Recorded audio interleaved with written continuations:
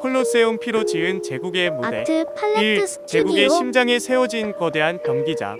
황제 베스파시아누스는 무너진 네로의 궁전을 부숴버리고 그 위에 이 건물을 올렸습니다. 황제의 사치 대신 시민의 쾌락을 위해 로마의 아침 안개 속 거대한 그림자가 드러납니다. 수천 년을 버텨온 돌의 괴물 콜로세움입니다. 수백만 명이 이곳에서 환호했고 수십만 명이 이곳에서 죽었습니다. 하지만 그 피비린내 나는 원형 경기장은 단순한 전쟁의 무대가 아니었습니다. 그건 권력의 건축이었죠. 기원 후 64년 네로 황제가 로마를 불태웁니다. 그는 새 궁전을 짓기 위해 불길 속에서 도시를 재편했고 그 중심엔 황금의 집이라는 거대한 저택이 세워졌습니다. 그 정원에는 인공 호수, 대리석 신전, 금박으로 장식된 동상까지 모든 게 신의 공간처럼 꾸며졌습니다.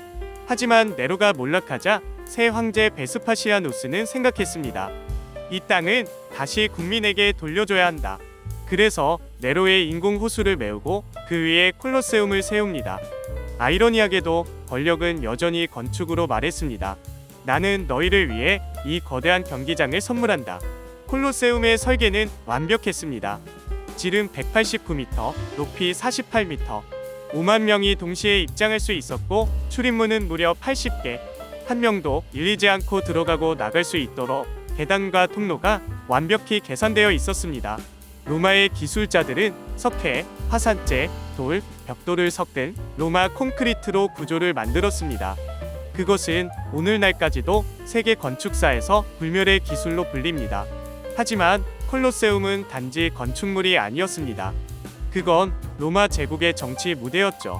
황제는 경기의 시작을 알리는 순간 수만 명의 시민에게 은혜를 베푸는 존재가 됩니다. 사람들은 그를 신처럼 숭배했습니다. 검투사들이 목숨을 걸고 싸우는 동안 로마 시민은 국가의 힘과 폭력을 동시에 목격했죠. 피가 튀고 환호가 울렸습니다. 검투사가 무릎을 꿇으면 황제는 손가락 하나로 생과 사를 결정했습니다. 엄지손가락 위는 생존, 아래는 죽음이었습니다. 그런데 이 안에는 믿기 힘든 장치가 있었습니다. 바닥 아래엔 거대한 기계 장치 엘리베이터 시스템이 숨어 있었습니다. 검투사, 야수, 장식물들이 갑자기 무대 중앙으로 솟아오르는 서프라이즈 효과. 그건 로마 시대의 무대 기술 혁명이었습니다. 심지어 경기장 전체를 물로 채와 해전을 재현하기도 했습니다. 배를 띄우고 노를 저으며 모의 전투를 벌였죠. 관중들은 물보라 속에서 환호했고 황제는 웃었습니다. 하지만 이 피의 축제는 언제나 선물만은 아니었습니다. 검투사 중엔 노예, 죄수, 심지어 정치 반대파도 있었습니다. 그들은 명예를 위해 싸우기도 했지만 대부분은 단순한 소비의 대상이었죠. 콜로세움의 돌벽엔 아직도 피의 흔적이 남아있다고 합니다. 그리고 바닥 아래엔 2만 마리의 야수가 죽어갔습니다. 중세가 오자 콜로세움은 변했습니다. 그 대신 교회는 이곳을 순교자의 피가 흘렀던 성스러운 장소로 선언했습니다.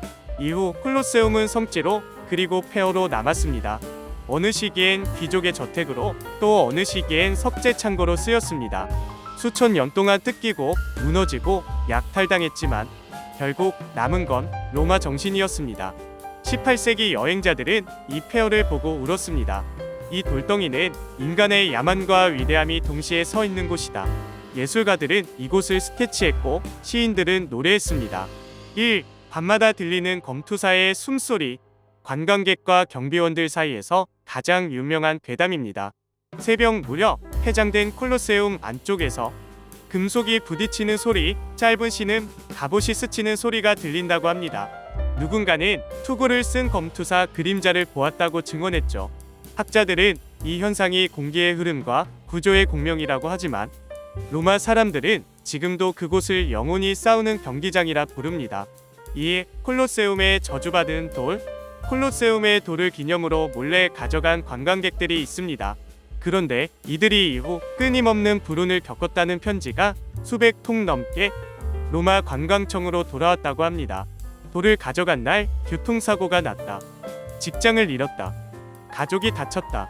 심지어 누군가는 돌을 포장해 Please take it back, it's cursed 라고 쓴 편지를 보냈다고 합니다.